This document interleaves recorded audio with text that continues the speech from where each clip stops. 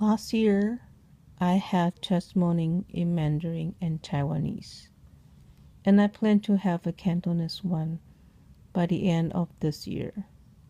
Today, I'm going to have a testimony in English. Though I do have a short testimony in English based on a testimony of my Mandarin one last year.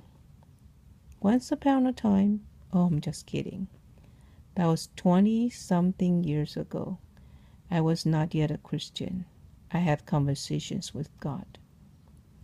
Back at that time when I first came to America, my ex-husband was very into the Christian thing. He got baptized and had a great lot of service involved in church. I myself was an atheist. I believe in myself. If I try hard enough, I can conquer everything. I can make through anything. In other words, I believe I can fly. One day, I had a thought. Why don't I ask a favor from the God? I was married for 3 years with no kid yet. I was worried and anticipated eagerly to have my own child. So I had the first conversation with God. I said, okay, God, if you are really that good, then make me a mom, and then I will believe in you and go to church. Just what are you wishing for? Guess what? Very shortly after I found that I was pregnant. By the way, at that time I was still a student, so I went to the school's nurse first and asked for a pregnancy test. The result came out positive. I was shocked.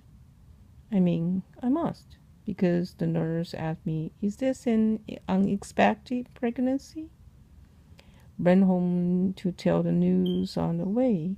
I had another conversation, the second one, with God. Now that's a too short notice, and I cannot just believe in you this soon. How about that, God?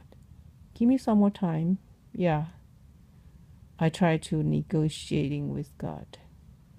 You know, Asian parents always wish and want our firstborn, a male, a boy, right? So, okay, God, then give me a boy, and I will keep my promise this time. Okito. I went to every single checkup for the baby and do all kind of exam and tests, including ultrasounds, but never asked or thought that's necessary to know the sex of my baby until the moment came. After 9 months, it was time, went to the hospital, gave birth to my baby. Soon after the baby was out of me, the doctor said to me, congratulations, it's a boy. Again, I was shocked. I said to myself, is that really? Oh my God. Did I keep my promise and go to church this once?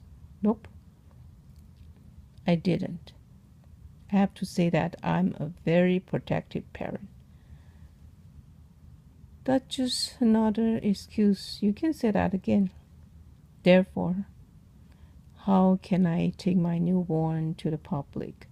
Besides, have you ever seen when people sees the babies or young kids, they pinch their cheeks, touch their hands, kiss them? Yike. I forgot my conversation with God until my older son was almost 2 years old. One day, I thought my son and me need friends, so I said, let's go to church and meet some good friends. This time, we did go to church, but remember, I am a very protective parent.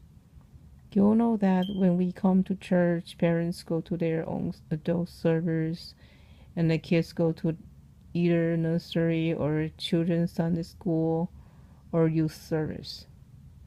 I have to say aloud again that I am a very protective parent. Soon as I sent my son to the nursery, I decided to stay to protect him. And I stayed with him until lunchtime. That means the service is over. Couple weeks pass. One of the sisters must observe and cannot stand anymore, so she gently offered me the help to take my boy to the nursery for me and promised me that she will stay with him at the nursery. That's the first time that I stayed for the church service, and I was touched by the worship songs. The Holy Spirit came pouring down onto me. I was tearing non-stopping and decided to be baptized. For the people that you know me, that I have two sons. Yes, I hope you do ask me this question.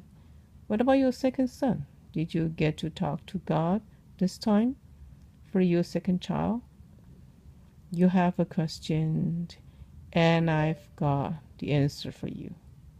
This time, I didn't dare to challenge him. I prayed to him instead. The third conversation between me and God. Oh Lord, please bless me with another child. Truly at that time, I did really want was a girl. But later, I become a single mom. So I think God must know it's easier for me to raise two boys instead of one boy and one girl.